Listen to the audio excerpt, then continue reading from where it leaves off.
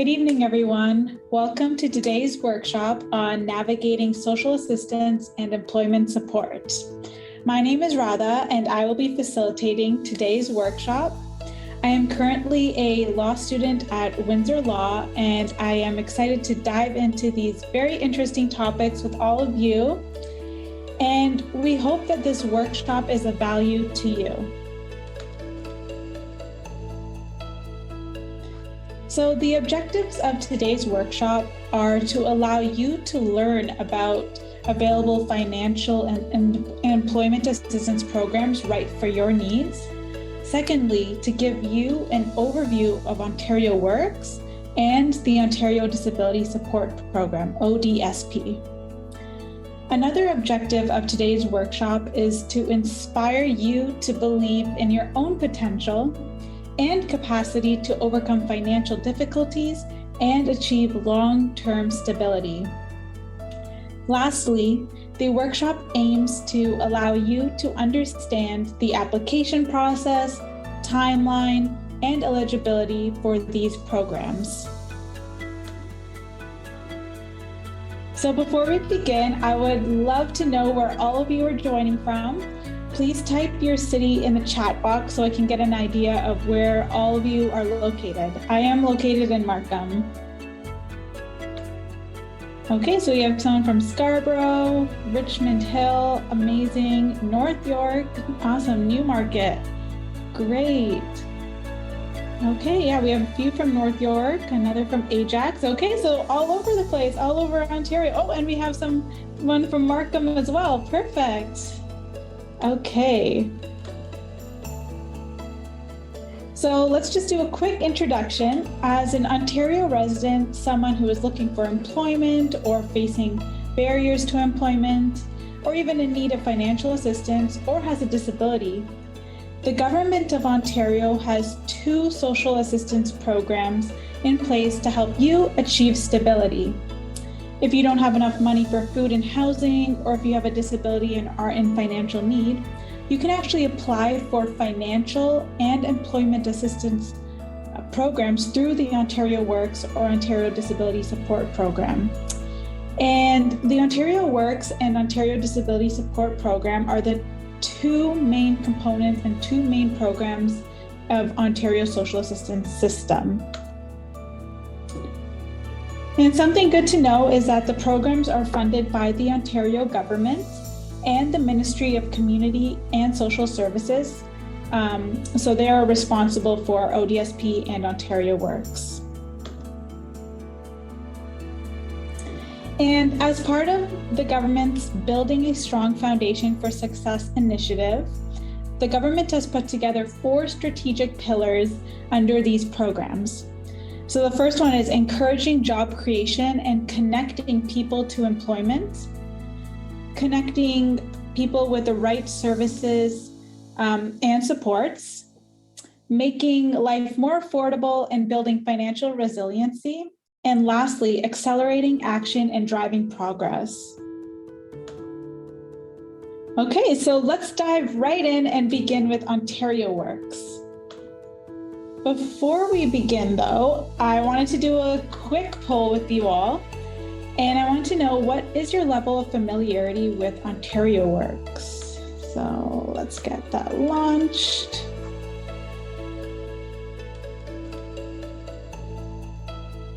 Okay, amazing. So we have some that are not familiar and some that are somewhat familiar. So let's try to get that to very familiar. Okay. Amazing. I wanted all of you to meet Charlie, so we are going to use his story to walk you through the Ontario Works program process. And by helping him, you will get a flavor of how Ontario Works can apply to you. So a little bit about Ontario Works. The intent of the Ontario Works program is to help you in temporary financial need find sustainable employment and achieve self-reliance through the provision of effective integrated employment services and financial assistance. So there's two components to Ontario Works. There's the employment assistance portion and the basic financial assistance portion. The employment assistance portion of the program helps you prepare for, connect with, and remain in the labor market. It also helps you to become and stay employed. The basic financial assistance portion of Ontario Works is income assistance. So this is provided for the purposes of basic needs and shelter, benefits, emergency assistance to help with basic needs and shelter on an emergency basis as well.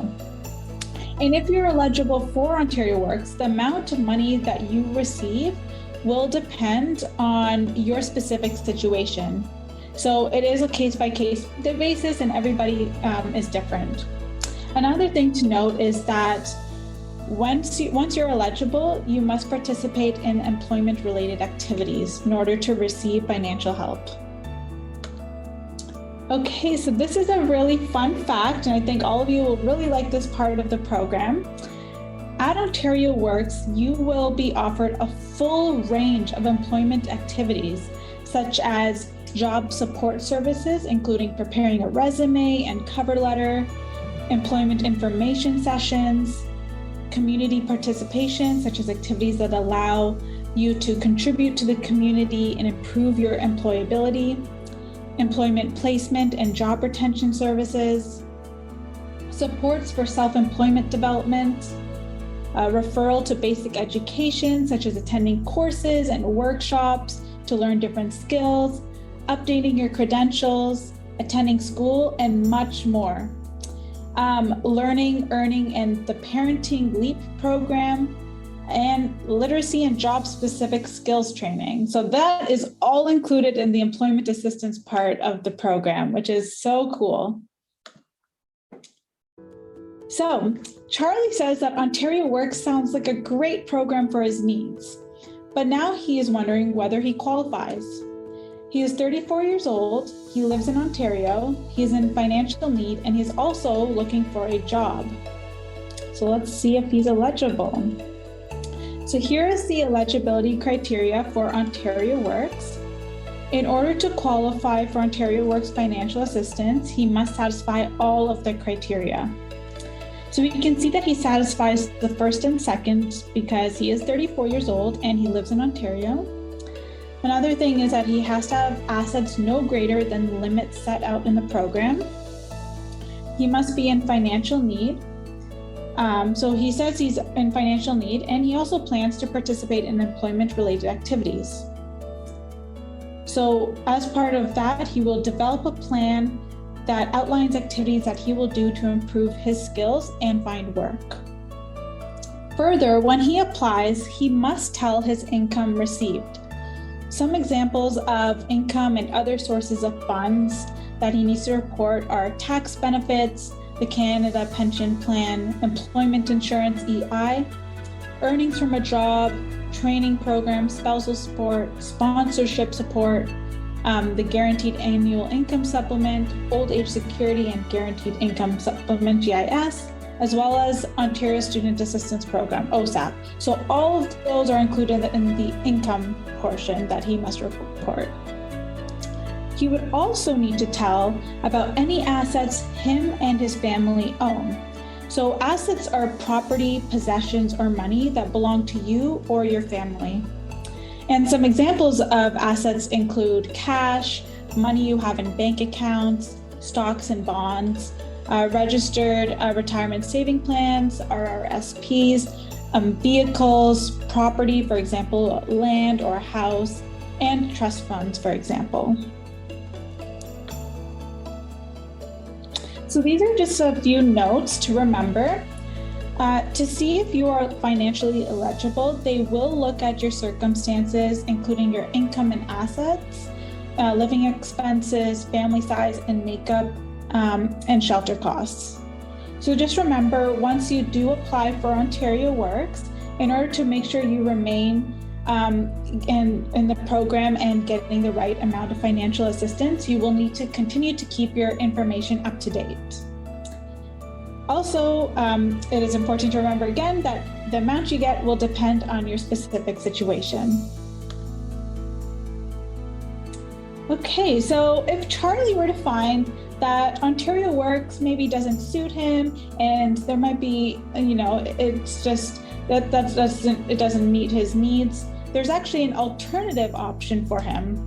He could qualify for temporary financial help through emergency assistance. And this is for those who live in Ontario and not as a visitor or tourist, are in a crisis or emergency, and don't have enough money for things like food and housing.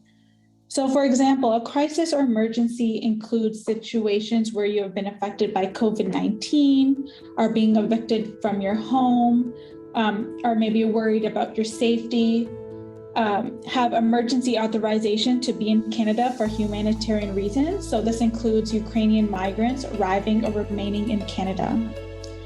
Just to remember that you are not eligible if you are getting assistance from Ontario Works or the Ontario Disability Support Program.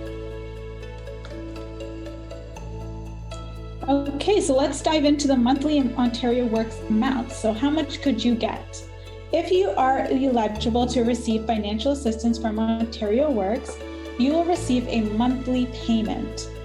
And the amount you receive depends on your living situation.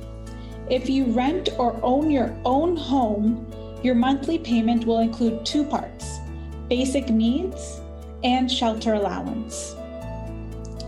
So you could receive up to $733 a month for basic needs and shelter if you are single. You could actually receive more than this for benefits. For example, you might get additional money for transportation to medical appointments. Other immediate family members, for example, if you have a spouse or a child, you will receive a larger amount per month. So let's break down what basic needs is and what shelter is. So the basic needs portion of your Ontario Works financial assistance is to help cover the cost of food, clothing, and other necessary personal items. The amount you receive for basic needs is based on the number of people in your family and the age of your family members. Shelter allowance is meant to help you cover your rent or your mortgage, heat, utilities such as hydro and water, property taxes, home insurance, condominium fees, for example. And again, the amount you receive for shelter allowance is based on your actual shelter costs, up to a maximum depending on the number of people in your family. Another thing that is a bit different is board and lodging. So if you receive food and shelter from the same sources, you will receive the Ontario Works board and lodging amount. So an example of this is if you live with your parents and they buy and prepare food for you, or maybe your landlord buys food and prepares food for you. So the amount you receive depends on the number of people in your family and the age of your family members, and that would fall under the board and lodging category. So let's look at this all broken down into a chart. So this is the basic needs calculation chart that you can actually use to determine the maximum amount you could get for the basic needs amount, such as food and clothing. So actually, you can all take a picture for your convenience and even try to calculate how much you could be entitled to get. Okay. So let's use Charlie as an example. Charlie is a single dad and he has a 7-year-old daughter. We can use this chart to calculate how much he would get to cover his basic needs. So we would look at this, that he has number of dependents is 1, and his dependent is between 0 and 17 years of age. He's a single father, so he would receive a maximum amount of $360 per month for basic needs. Okay, so let's jump into shelter allowance. So in this chart, it demonstrates how much you could get for shelter, which is based on your family size and your housing costs, up to a legislative maximum. And again, housing costs include rent, mortgage payments, taxes, premiums for house and content insurance, maintenance fees, utilities, and heating costs. So that's all in your shelter allowance. So again, you can all take a picture of this one for your convenience and even try to calculate how much you could get. Okay, so let's look at what Charlie could get for his shelter allowance. So Charlie pays $650 of housing costs, which includes his rent each month, and it is just him and his 7-year-old daughter. So we can see that the family size is 2, and he would receive a maximum monthly shelter allowance of $642. So that means that he would need to pay $8 out of his own pocket per month.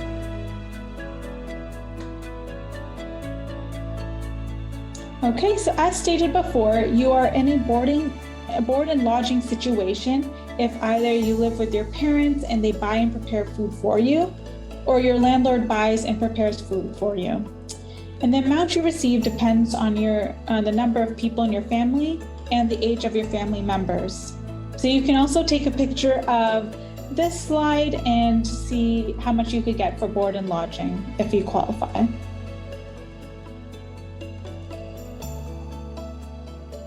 Okay, so the application process.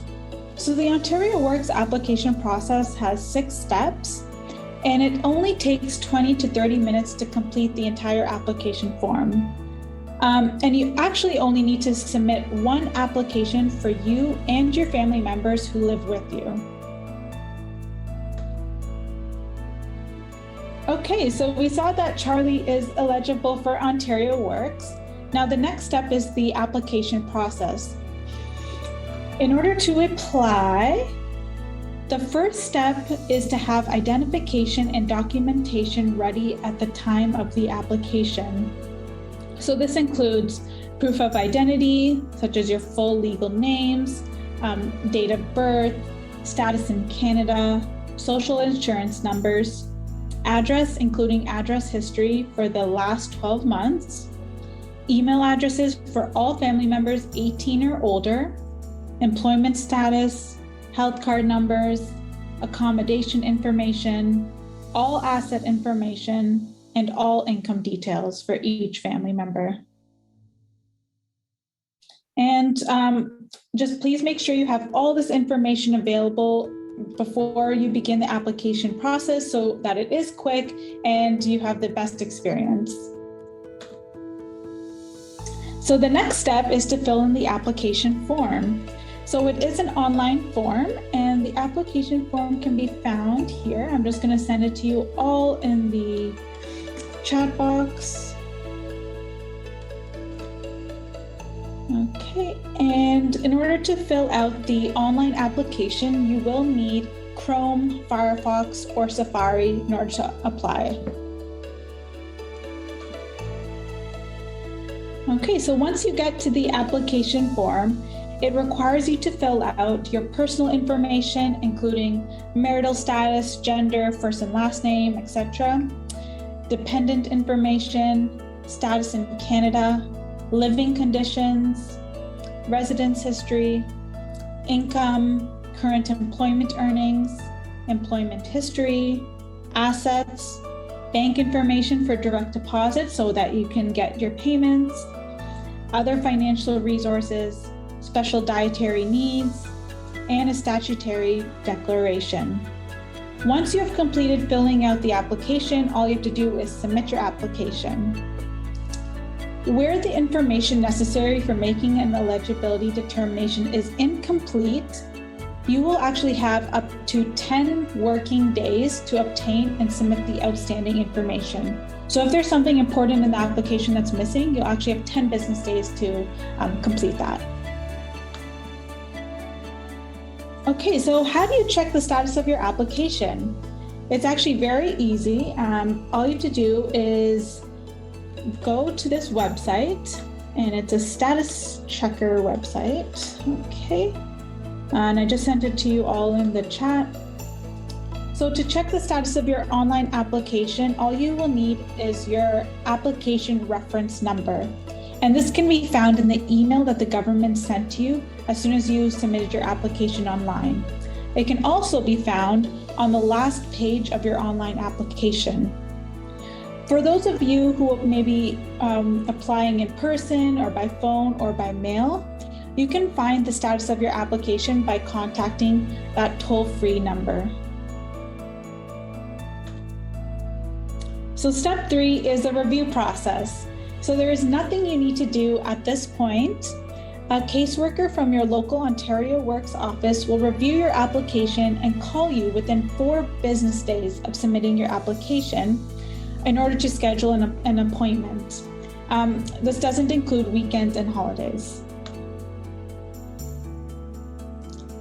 So step 4 is a meeting. So an in-person intake appointment is necessary to complete the application process.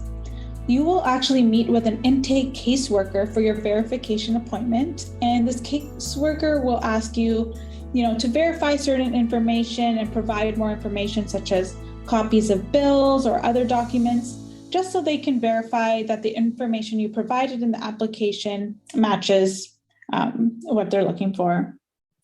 You'll also be asked to sign your application package, including a consent form to allow Ontario Works to access information about you from other government programs or organizations. If Ontario Works determines that you are not financially eligible, you will have 30 days to request the Ontario Works review your information again. So it's kind of like a second chance. So some of you might be wondering, what exactly is a caseworker?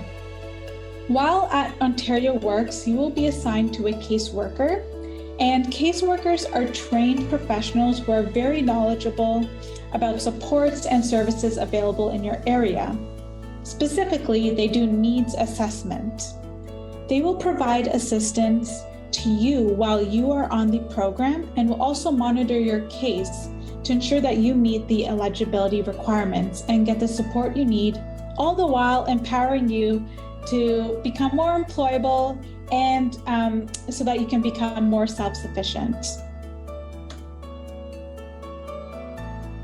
Okay, step 5 is approval and payment. So once the caseworker receives all the information they need, they will tell you within 4 business days if your application has been approved and how much you may receive. If your application is approved, your local Ontario Works office will advise you when you can expect your first payment. So we can see Charlie here is very excited and very happy. Step 6, develop a plan. So one of the very first things you will get to do with your caseworker is work out an employment plan, which is an individualized and detailed plan towards self-reliance. It is pretty much a commitment by you to actively participate in employment-related activities to increase your employability and to find a job and keep a job. So now that a plan has been developed for Charlie to participate in employment-related activities, the employment assistance part of the program helps Charlie prepare for, connect with, and remain in the labor market. Okay, so here are a few interesting statistics as we conclude the Ontario Works portion of the presentation.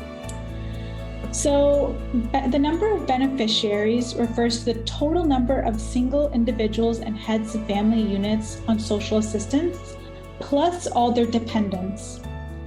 A case refers to a single individual or a family unit on social assistance. So for example, in January 2023, the number of beneficiaries who received Ontario Works was 393,886. And the number of cases in January 2023 was 224,928. So those are some interesting statistics. And now we'll move on to the Ontario Disability Support Program, the second main component of Ontario's social assistance program. Okay, so let's do a quick poll. Alrighty. What is your level of familiarity with the Ontario Disability Support Program? Okay, so we have a few of you saying you're somewhat familiar and some of you saying that you're not familiar. Okay, perfect.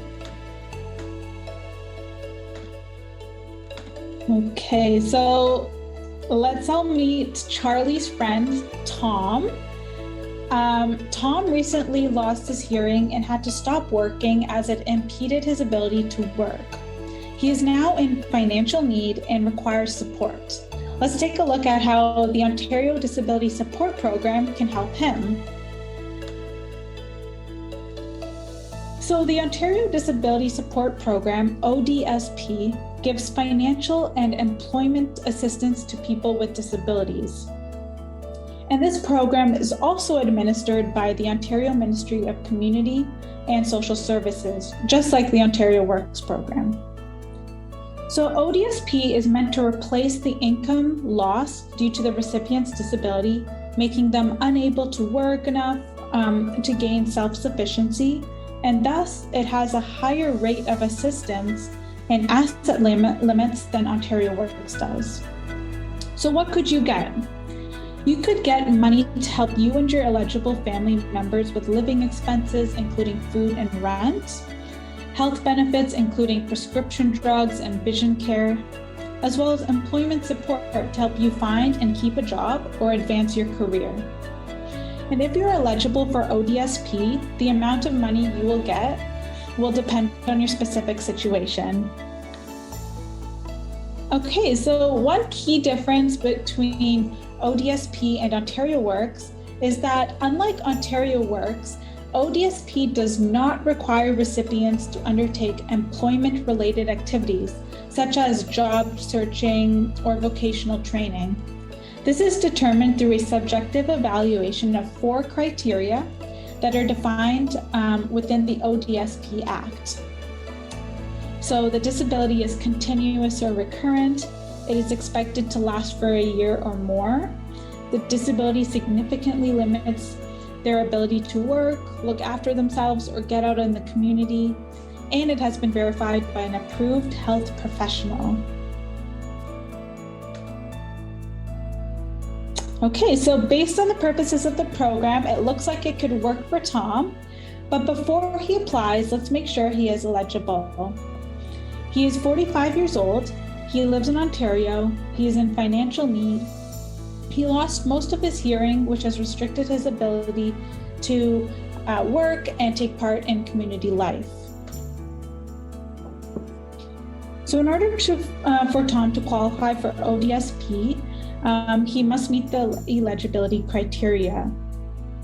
So he must be at least 18 years of age. So yes, he's 45 years old, be an Ontario resident, have assets no greater than the limit set out in the program, be in financial need. Another thing is that he must meet the program's definition of a person with a disability or be a member of a prescribed class. He has to tell income received. So income means that you have to tell any money that you are getting or receiving from both you or your family. So again, examples of income other than sources of funds that need to be reported include a job, tax benefits, Canada Pension Plan or Quebec Pension Plan, workplace safety and insurance board benefits, earnings from a job, training program, or business, spousal support, sponsorship support, guaranteed annual income supplement, old age security and guaranteed income supplement, employment insurance, and other government program loans.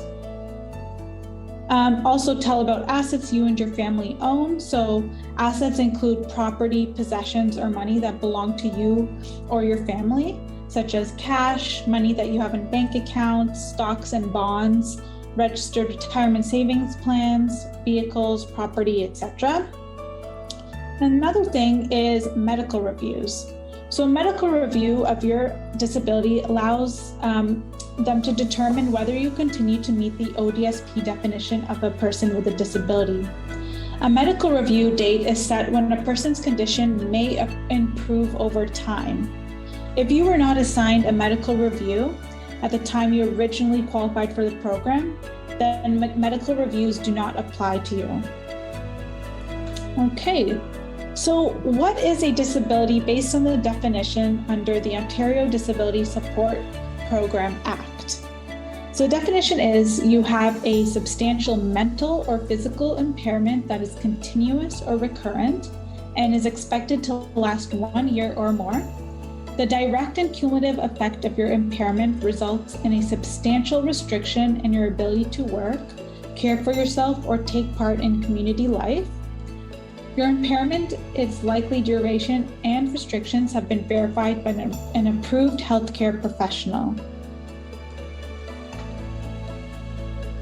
Okay, so based on the definition, it looks like Tom does qualify as his physical impairment is continuous and expected to last for more than a year. And he also satisfies all the other eligibility requirements. In contrast, a member of a prescribed class means that these are specific categories of people who do not have to go through the disability adjudication process to qualify for ODSP income support. So there's actually a whole list of what constitutes a prescribed class, and I'm just going to send the link to that list in the chat box. Okay. And so examples of a prescribed class includes a person who is 65 years and older, and they are not eligible for old age security. Maybe a person who receives either the Canada Pension Plan disability benefits or Quebec Pension Plan disability benefits, or even someone who is living in a mental health facility or a developmental disabilities home. So that's an example of that would be the Centre for Addiction and Mental Health in Toronto, or the Homewood Healthcare Centre in Guelph. So these are just a few of the entire vast of members of prescribed classes. And if you are in one of these classes on the list, you must still apply and meet all the other ODSP eligibility requirements to continue receiving ODSP income support. So something really nice about ODSP is that there's a lot of flexibility in assets and income. So you may be allowed to increase your limits and flexibility for your assets and income to help you and your family save for or buy approved disability-related items and services. So when some of the examples include assistive devices, healthcare and safety items such as prosthetics or life alert systems, disability-related support services such as attendant care, sign language interpreting, or specialized equipment, renovations or alterations to your home to improve accessibility or to maintain health and safety standards, education and training costs related to a disability. So Tom can buy approved disability-related items and services such as hearing aids, learning sign language, and much more.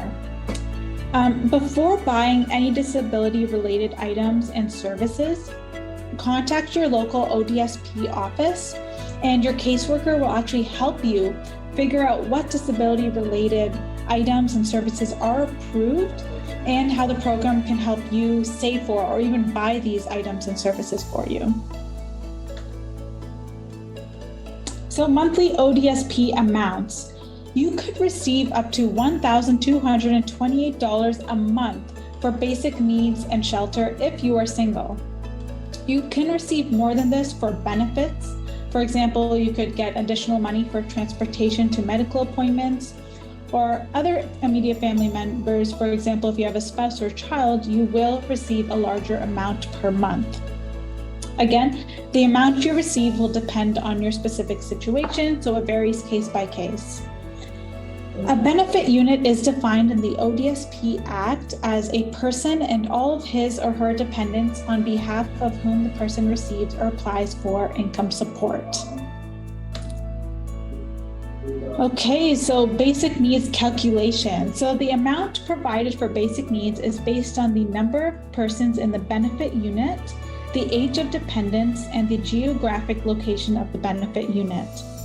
When calculating basic needs, the family size, age of dependents, and geographic location must be considered. Okay, so just remember that basic needs assists with the cost of food, clothing, transportation, personal needs, and other non-related shelter items.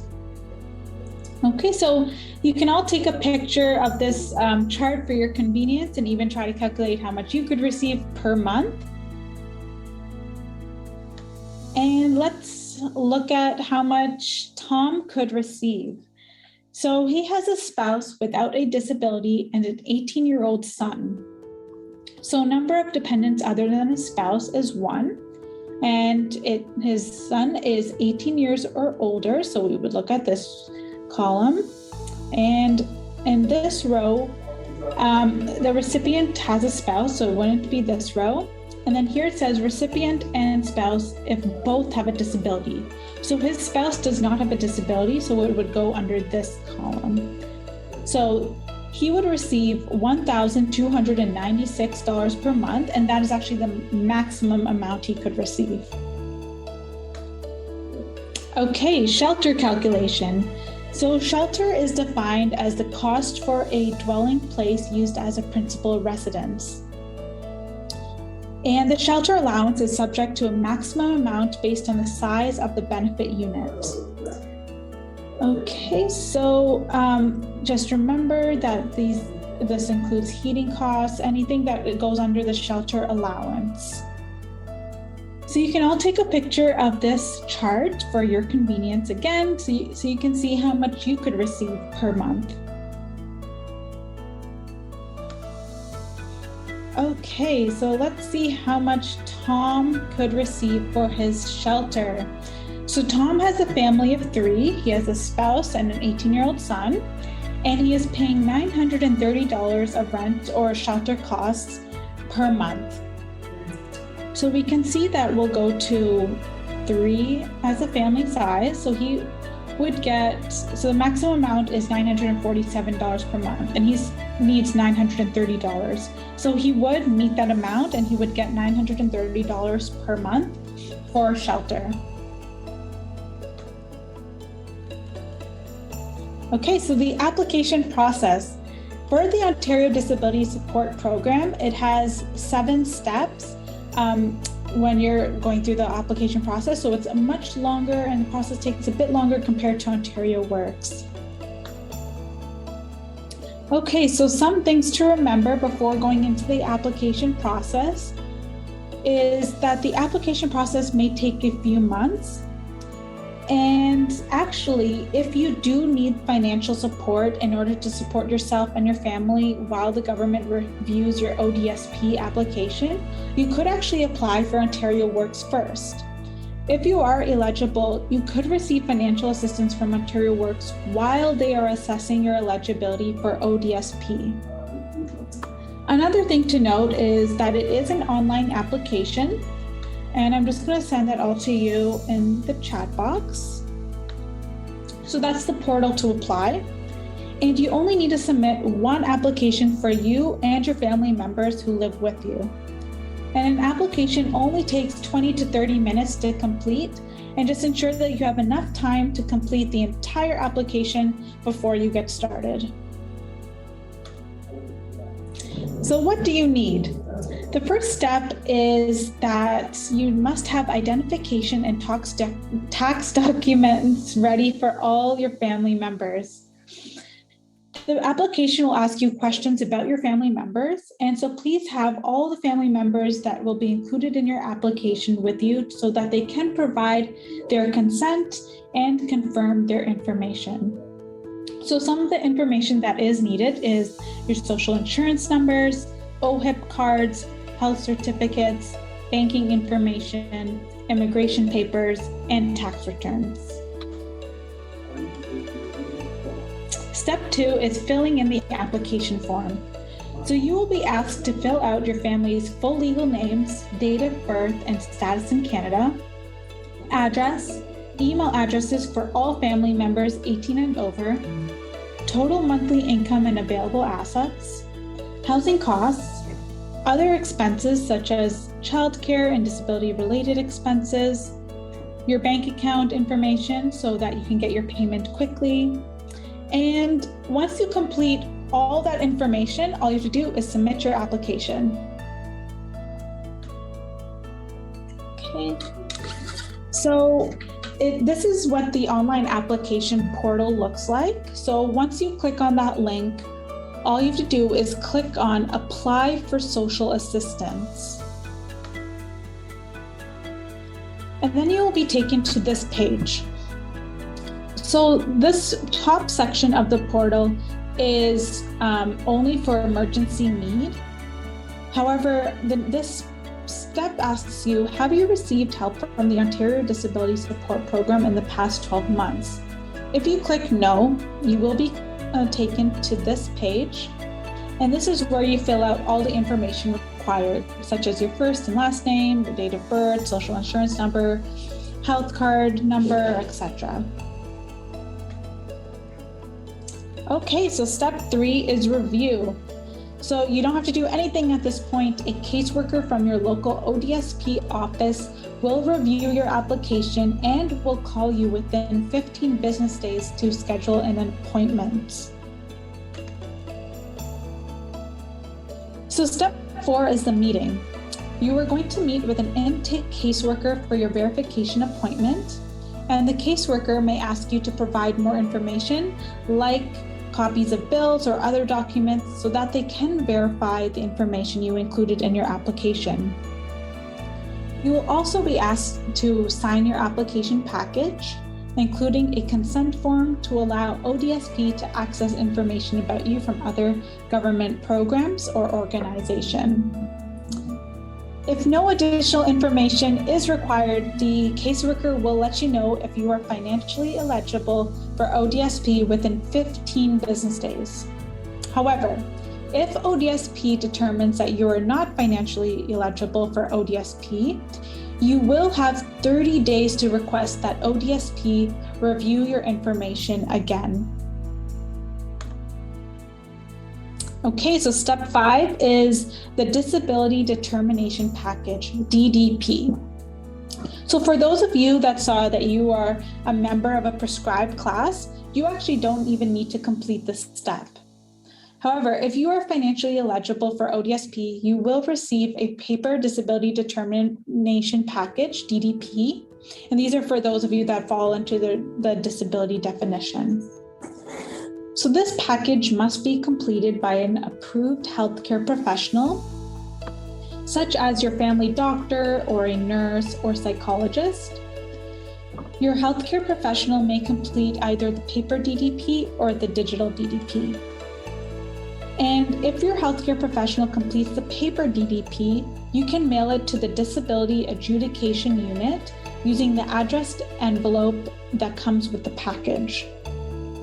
Okay, so the Disability Determination Package includes 5 things: the instruction sheet on how and who can complete the forms, a health status report that asks for information about your medical condition, for example, impairment, restrictions, treatments, duration, activities of daily living index that asks for information about your medical condition and how it affects your daily life, including your ability to work, care for yourself, and participate in your community. A self-report that gives you the opportunity to tell them about how your disability affects your daily life. And lastly, a consent to the release of medical information for you to just complete and sign. Okay, so step 6, review and approval.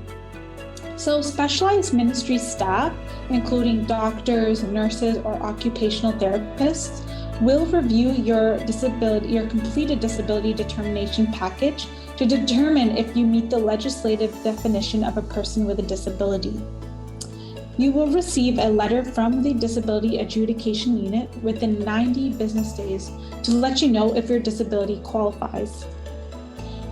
So what is the Disability Adjudication Unit? This is actually the office that reviews and makes all decisions on all ODSP medical applications. So make sure that your application is complete and all your information is up to date so that they can make the best decision for you. Okay, step 7, the last step of the application process is appointment and payment. If you are eligible, your caseworker will ask you to schedule an appointment to develop a plan for how best to help you and to let you know when you can expect your first payment. So these are some interesting statistics. How many people actually receive ODSP? Again, a case refers to a single individual or family unit on social assistance, and the number of beneficiaries refers to the total number of single individuals and heads of family units on social assistance, plus all their dependents. So, for example, in January 2023, the number of beneficiaries who received ODSP was 492,590. And the number of cases in January 2023 was 364,812. Okay, so remember when I said that employment activities and participating in employment, different assistance employment activities are not part of the ODSP portion of the program. It is required for Ontario Works. However, if you are a person with a disability and are interested in working, you can actually get help with finding a job. So there are many supports available to help remove disability-related barriers to employment. And all you have to do is ask ODSP staff for more information about how to access employment supports in your community, and they will be more than happy to help. Okay, so when you get to tax season, there is a T5007 government slip that is required for those who receive Ontario Works or the Ontario Disability Support Program. So this is a slip that must be filled out once we get to the tax season and you need to file your taxes. And all you have to do is report how much you received through the social assistance in section 11 of the slip. So this is when you file your taxes, and this is your testable income. Another thing that relates to taxes is the disability tax credit certificate. So we all know that we don't like filling out our taxes every year, but this actually gives some ease, and these tax credits and deductions are available for persons with disabilities, their supporting family members, and their caregivers. So the disability tax credit, DTC, is a non-refundable tax credit that helps people with impairments or their supporting family member reduce the amount of income tax they may have to pay. If you have a severe and prolonged impairment, you may apply for the credit. If you are approved, you may claim the credit at tax time. By reducing the amount of income tax you may have to pay, the DTC aims to offset some of the extra costs related to the impairment. Also, something that you should note is that the disability tax credit can be transferred to the supporting family member if the person with the impairment does not need the entire disability amount to reduce the income tax. This certificate is important to those living with a disability because it helps your family members reduce taxes. So in order to determine whether you are eligible, a medical practitioner will certify that you have a severe and prolonged impairment, and we'll look at different categories. And when you apply, it involves the person with the disability, as well as a medical practitioner who can certify the effects of the impairment. And you can claim the DTC on your income tax return if your notice of determination says that your application is approved. Okay, so we saw that we went through 2 programs and there was a lot of information, but just to summarize and compare between Ontario Works and the Ontario Disability Support Program, it's important to remember that Ontario Works is there to help those in temporary financial need, whereas ODSP helps for people in financial need who have a disability. And secondly, Ontario Works has an employment assistance portion of the program where they help you prepare for, connect with, and remain in the labor market. Whereas Ontario Disability Support Program does not require employment assistance. And then both Ontario Works and the Ontario Disability Support Program has income assistance for basic needs and shelter. However, the Ontario Disability Support Program has a higher rate of assistance and asset limits than Ontario Works in order to replace income lost due to the disability. So another thing is that during the application process, Ontario Works only has 6 steps rather than Ontario Disability Support Program, which has 7 steps. And Ontario Disability Support Program is also a much longer process and may take a few months compared to Ontario Works. Okay, so if you are receiving Ontario Works and you have a disability that may meet the requirements of the definition of a disability under the ODSP Act, you can apply for ODSP. All you have to do is ask your Ontario Works caseworker for an electronic referral to the Disability Adjudication Unit, DAU, and an ODSP application and a disability determination package will be issued to you. And then the DAU will mail their decision to you. If the DAU says yes to your application, your Ontario Works caseworker will send your file to the local ODSP office. However, if the DAU says no to your application, you have the right to ask them for an internal review within 30 days of receiving the decision. Okay, so remember at the beginning, I asked all of you, where are all of you located? And this was to find, so that we can help you find your local Ontario Works or ODSP office. So all you have to do is actually just go to this office locator website, and you just need to input your address, postal code, city, town, or First Nation.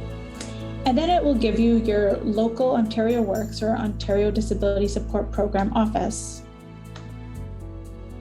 So the closest locations to Markham are the Newmarket Regional Office for ODSP and the Richmond Hill office for Ontario Works. Okay.